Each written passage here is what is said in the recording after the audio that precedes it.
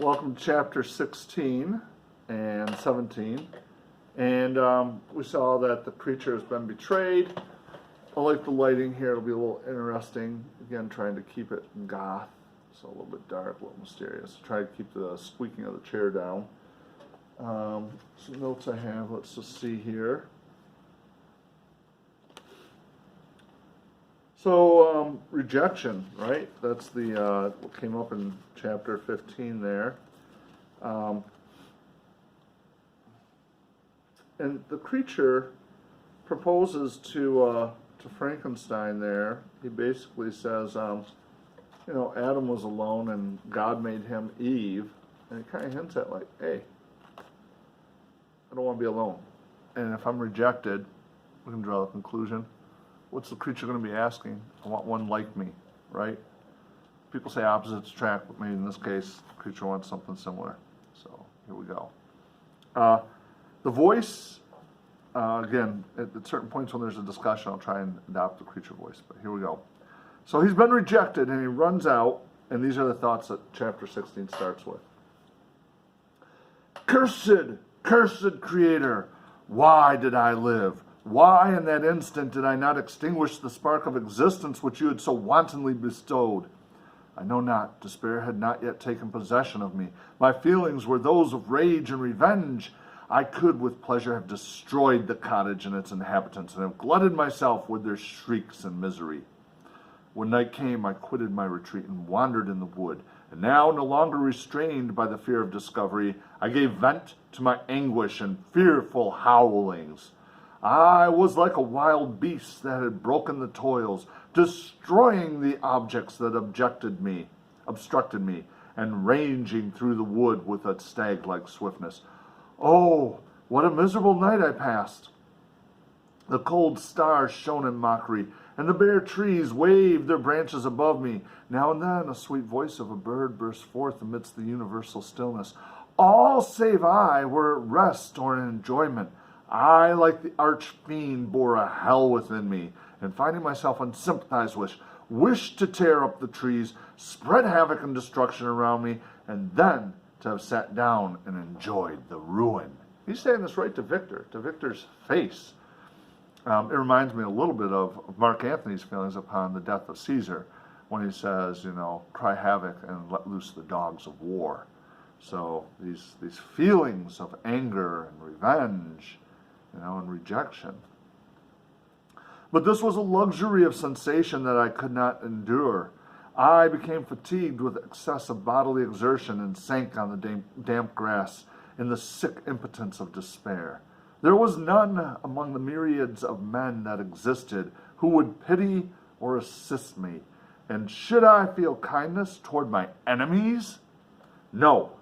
From that moment, I declared everlasting war against the species, and more than all, against him who had formed me and sent me forth to this insupportable misery.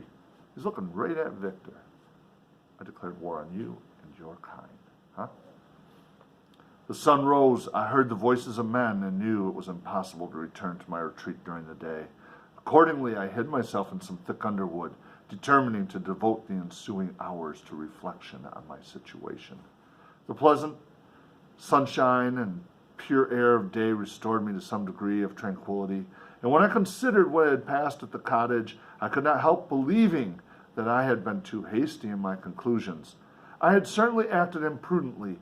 It was apparent that my conversation had interested the father in my behalf, and I was fool in having exposed my person to the horror of his children. I ought to have familiarized the old De Lacy to me, and by degrees to have discovered myself to the rest of his family, when they should have been prepared for my approach. But I did not believe my errors to be irretrievable, and after much consideration, I resolved to return to the cottage, seek the old man, and by representations win him to my party. Sit back, cool down. The day makes him feel better. Yes, I was a little too hasty. All right, we'll try this a little differently. Like any argument, any situation, we'll do it in degrees here. And so he's going to give it a second chance. All right, I was a little mad at people, but I'll give him another chance. When my hunger was appeased, talk about his revenge and anger, I directed my steps towards the well-worn path that conducted to the cottage. All there was at peace. I crept into the hovel and remained in silent expectation of the accustomed hour when the family arose. That hour passed, the sun mounted high in the heavens, but the cottagers did not appear. I trembled violently, apprehending some dreadful misfortune. The inside of the cottage was dark, and I heard no motion. I cannot describe the agony of this suspense. Presently 2 countrymen passed by, but pausing near the cottage, they entered into conversation, using violent gesticulations, but I did not understand what they said, as they spoke the language of the country, German, which differed from that of my protectors. Soon, however, Felix approached with another man. I was surprised, as I knew that he had not quitted the cottage that morning, and waited anxiously to discover from his discourse the meaning of these unusual appearances. "Do you consider," said his companion to him, "that you will be obliged to pay 3 months' rent, and to lose the produce of your garden? I do not wish to take any unfair advantage, and I beg, therefore, that you will take some days to consider of your determination."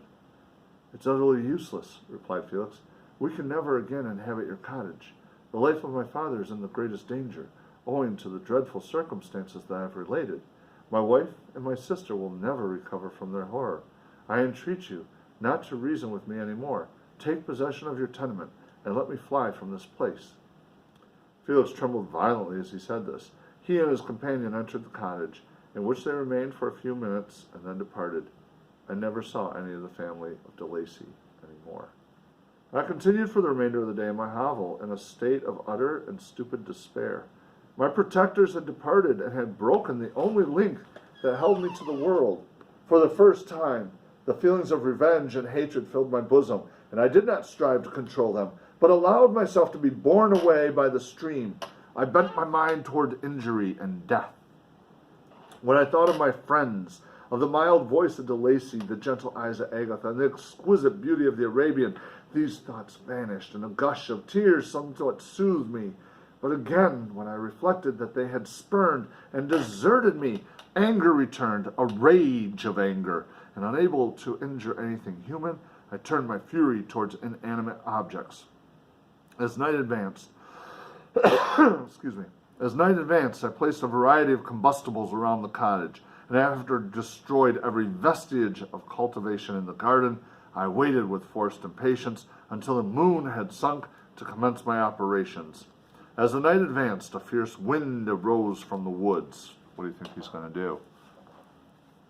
And quickly dispersed the clouds that had loitered in the heavens.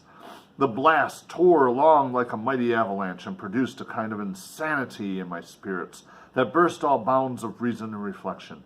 I lighted the dry branch of a tree and danced with fury around the devoted cottage, my eyes still fixed on the western horizon, the edge of which the moon nearly touched. A part of its orb was at length hid, and I waved my brand. It sank, and with a loud scream I fired the straw and heath and bushes which I had collected. The wind fanned the fire, and the cottage was quickly enveloped by the flames, which clung to it and licked it with their forked and destroying tongues. Wow. Personification of fire there, too. So he's definitely upset. As soon as I was convinced that no assistance could save any part of the habitation, I quitted the scene and sought for refuge in the woods. Not unlike real human expressions of anger, he is very human. Sometimes people, they get in a bad relationship, and what do? They go out and they destroy the other person's car, or they break stuff that person had given them. The creature is acting in much the same way. And now, with the world before me, whither should I bend my steps? I resolved to fly far from the scene of my misfortunes, but to me, hated and despised, every country must be equally horrible. At length, the thought of you crossed my mind. I learned from your papers that you were my father, my creator, and to whom I could apply for more fitness than to him who had given me life. Among the lessons that Felix had bestowed upon Safie, geography had not been omitted. I had learned from these the relative situations of the different countries of the earth. You had mentioned Geneva as the name of your native town, and towards this place I resolved to proceed. But how was I to direct myself? I knew that I must travel in a southwesterly direction to reach my destination, but the sun was my only guide. I did not know the names of the towns that I was to pass through, nor could I ask information from a single human being. But I did not despair. From you only could I hope for succor, although towards you I felt no sentiment but that of hatred. Unfeeling, heartless creator, you had endowed me with perception and passions, and then cast me abroad, an object for the scorn and horror of mankind. But on you only had I any claim for pity and redress, and from you I determined to seek that justice which I vainly attempted to gain from any other being that wore the human form. My travels were long, and the sufferings I endured intense. It was late in autumn, he's now 2 years old, when I quitted the district where I had so long resided. I traveled only at night, fearful of encountering the visage of a human being.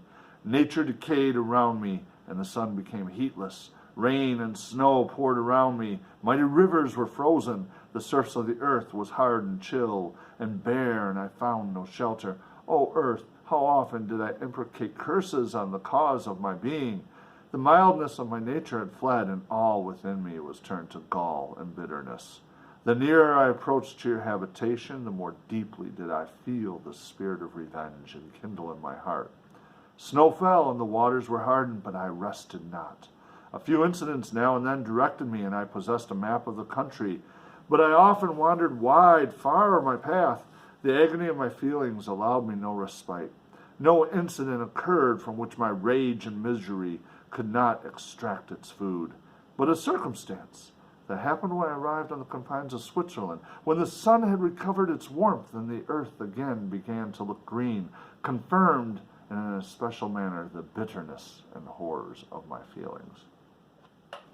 I generally rested during the day and traveled only when I was secured by night from the view of man. One morning, however, finding that my path lay open through a deep wood, I ventured to continue my journey after the sun had risen.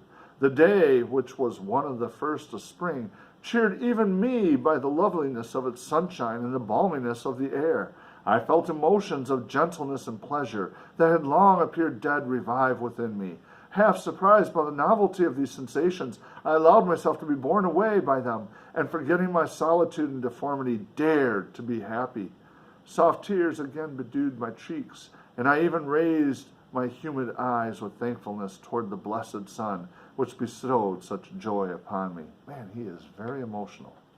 I continued to wind among the paths of the wood until I came to its boundary, which was skirted by a deep and rapid river, into which many of the trees bent their branches, now budding with the fresh spring.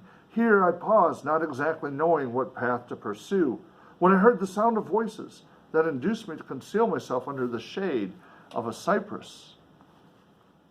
I was scarcely hid when a young girl came running toward the spot where I was concealed, laughing as if she ran from someone in sport. She continued her course along the precipitous sides of the river, when suddenly her foot slipped and she fell into the rapid stream. I rushed from my hiding place, and with extreme labor, from the force of the current, saved her and dragged her to shore. She was senseless, and I endeavored by every means in my power to restore animation, when I was suddenly interrupted by the approach of a rustic, in other words, a country guy, who was probably the person from whom she had playfully fled. On seeing me, he darted towards me, and tearing the girl from my arms, hastened toward the deeper parts of the woods. I followed speedily. I hardly knew why, but when the man saw me draw near, he aimed a gun, which he carried, at my body and fired. I sank to the ground, and my injurer, with increased swiftness, escaped into the wood. Wow. Again, he's a nice guy. He didn't have to save the girl. In his anger, he could have taken joy in watching her drown, but he doesn't. And what kind of thanks does he get? A gunshot. This was then reward of my benevolence. I had saved a human being from destruction, and as recompense, I now writhed under the miserable pain of a wound which shattered the flesh and bone. The feelings of kindness and gentleness which I had entertained but a few months before gave place to hellish rage and gnashing of teeth. Inflamed by pain, I vowed eternal hatred and vengeance to all mankind. Excuse me. But the agony of my wound overcame me. My pulses paused, and I fainted. For some weeks I led a miserable life in the woods, endeavoring to cure the wound which I had received. The ball had entered my shoulder, and I knew not whether it had remained there or passed through. At any rate, I had no means of extracting it. My sufferings were augmented also by the oppressive sense of the injustice and ingratitude of their infliction. My daily vows rose for revenge, a deep and deadly revenge, such as would alone compensate for the outrages and anguish I had endured. But to whom? Where will he direct this, right? After some weeks, my wound healed, and I continued my journey. The labors I endured were no longer to be alleviated by the bright sun or gentle breezes of spring. All joy was but a mockery which insulted my desolate state, and made me feel more painfully that I was not made for the enjoyment of pleasure. But my toils now drew near a close, and in 2 months from this time I reached the environs of Geneva. It was evening when I arrived, and I retired to a hiding place among the fields that surrounded it to meditate in what manner I should apply to you. I was oppressed by fatigue and hunger, and far too unhappy to enjoy the gentle breezes of evening, or the prospect of the sun setting behind the stupendous mountains of Jura. At this time, a slight sleep relieved me from the pain of reflection, which was disturbed by the approach of a beautiful child, who came running into the recesses I had chosen, with all sportiveness of infancy. Suddenly, as I gazed on him, an idea seized me that this little creature was unprejudiced, and had lived too short a time to have imbibed a horror of deformity. If, therefore, I could seize him and educate him as my companion and friend, I should not be so desolate as in this peopled earth. Right? So the idea, I'll kidnap this kid, he won't judge me based on my looks, and therefore I can raise him and he'll be my friend, because children supposedly don't judge that way. They're taught, in other words, Mary Shelley's arguing, the creature's arguing, it's a social construct. Urged by this impulse, I seized on the boy as he passed and drew him towards me. As soon as he beheld my form, he placed his hands before his eyes and uttered a shrill scream. I drew his hands forcibly from his face and said, "Child, what is the meaning of this? I do not intend to hurt you. Listen to me." He struggled violently. "Let me go," he cried. "Monster, ugly wretch, you wish to eat me and tear me to pieces. You're an ogre. Let me go, or I will tell my papa." "Boy, you will never see your father again. You must come with me." "Hideous monster, let me go. My papa's a syndic. He is Mr. Frankenstein. He will punish you. You dare not keep me." "Frankenstein, you belong then to my enemy. To him toward whom I have sworn eternal revenge. You shall be my first victim." The child still struggled and loaded me with epithets which carried despair to my heart. I grasped his throat to silence him, and in a moment he lay dead at my feet.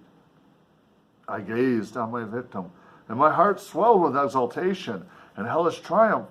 Clapping my hands, I exclaimed, "I too can create desolation. My enemy is not invulnerable. This death will carry despair to him, and 1,000 other miseries shall torment and destroy him." As I fixed my eyes on the child, I saw something glittering on his breast. I took it. It was a portrait of a most lovely woman. In spite of my malignity, it softened and attracted me. For a few moments I gazed with delight on her dark eyes, fringed by deep lashes, and her lovely lips, but presently my rage returned. I remembered that I was forever deprived of the delights that such beautiful creatures could bestow, and that she, whose resemblance I contemplated, would in regarding me have changed that air of divine benignity into one expressive of disgust and affright. Can you wonder that such thoughts transported me with rage? I only wonder that at that moment, instead of venting my sensations and exclamations in agony, I did not rush among mankind and perish in the attempt to destroy them. So we know who he killed. He killed William.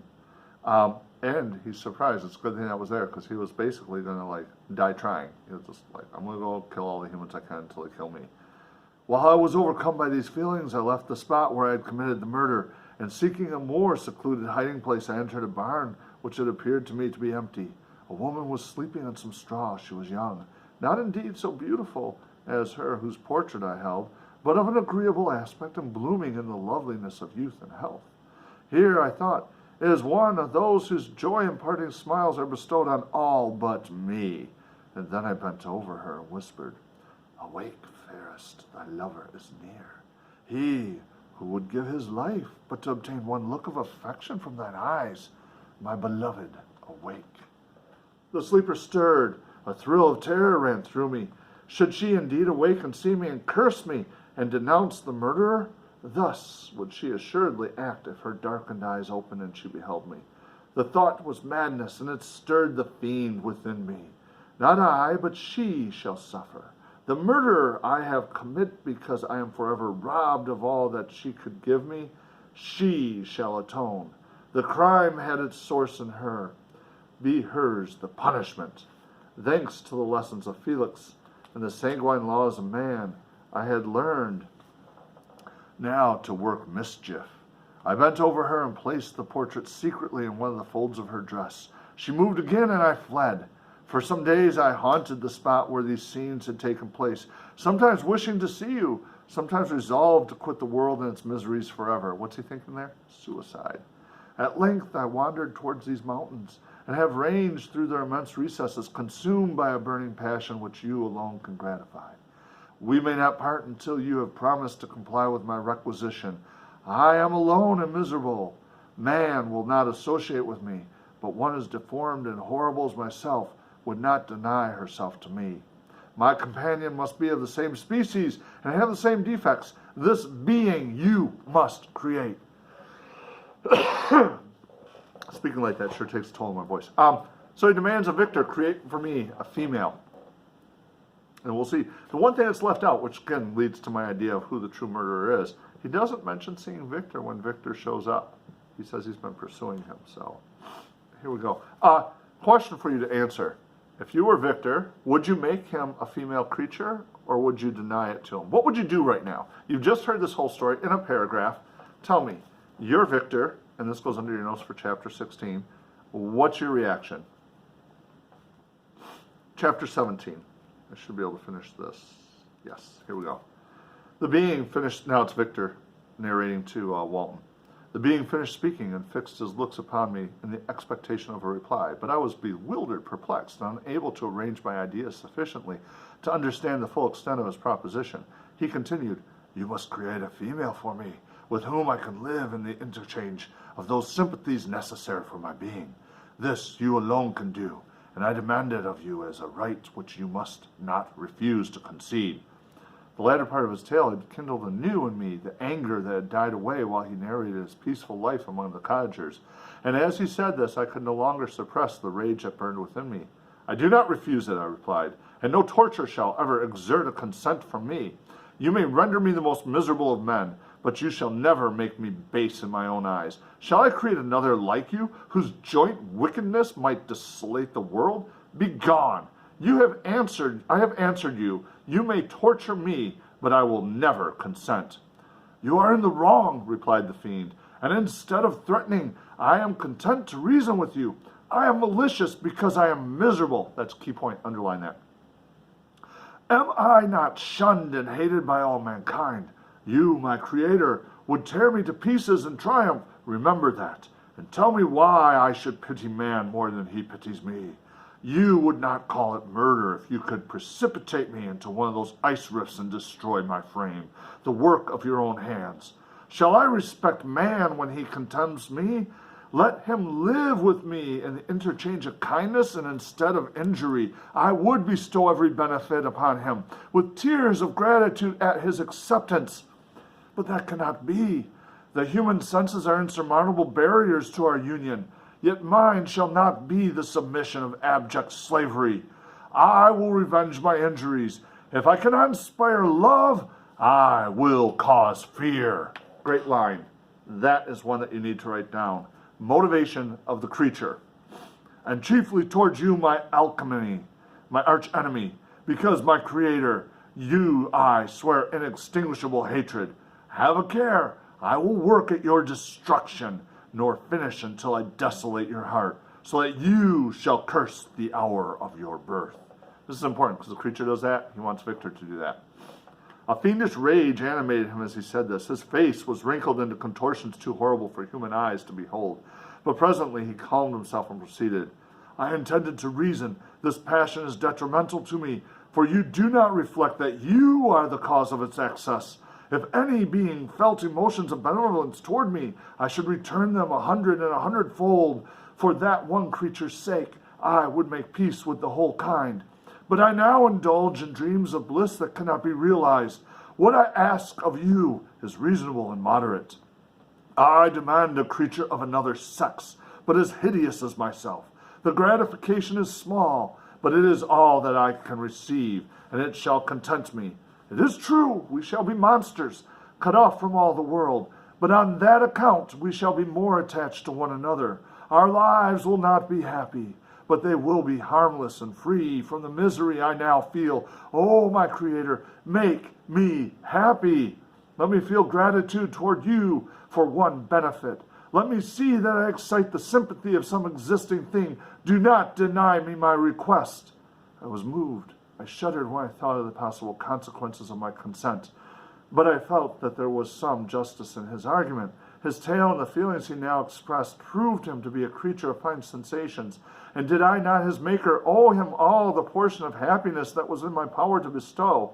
He saw my change of feeling and continued, If you consent, neither you nor any other human being shall ever see us again. I will go to the vast wilds of South America. My food is not that of man. I do not destroy the lamb and kid to glut my appetite. Acorns and berries afford me sufficient nourishment. He's a vegan. What kind of monster is a vegan? He doesn't eat meat.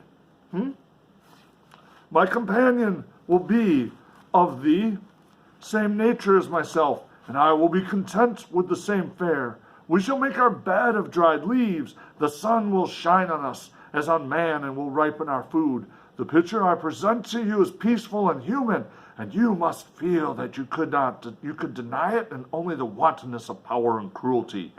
Pitiless as you have been towards me, I now see compassion in your eyes. Let me seize the favorable moment and persuade you to promise what I so ardently desire. You propose, replied I, to fly from the habitations of man, to dwell in those wilds where the beasts of the field will be your only companions. How can you, who long for the love and sympathy of man, persevere in this exile? You will return again and seek their kindness. You will meet with their detestation. Your evil passions will be renewed, and you will then have a companion to aid you in the task of destruction. This may not be. Cease to argue the point, for I cannot consent. How inconstant are your feelings! But a moment ago you were moved by my representations, and why do you again harden yourself to my complaints? I swear to you, by the earth which I inhabit, and by you that made me, that with the companion you bestow, I will quit the neighborhood of man, and dwell, as it may chance, in the most savage of places. My evil passions have fled, for I shall meet with sympathy. My life will flow quietly away, and in my dying moments I shall not curse my Maker.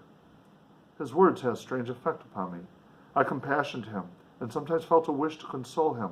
But when I looked upon him, when I saw the filthy mass that moved and talked, my heart sickened, and my feelings were altered to those of horror and hatred. I tried to stifle these sensations. I thought that as I could not sympathize with him, I had no right to withhold from him the small portion of happiness which was yet in my power to bestow.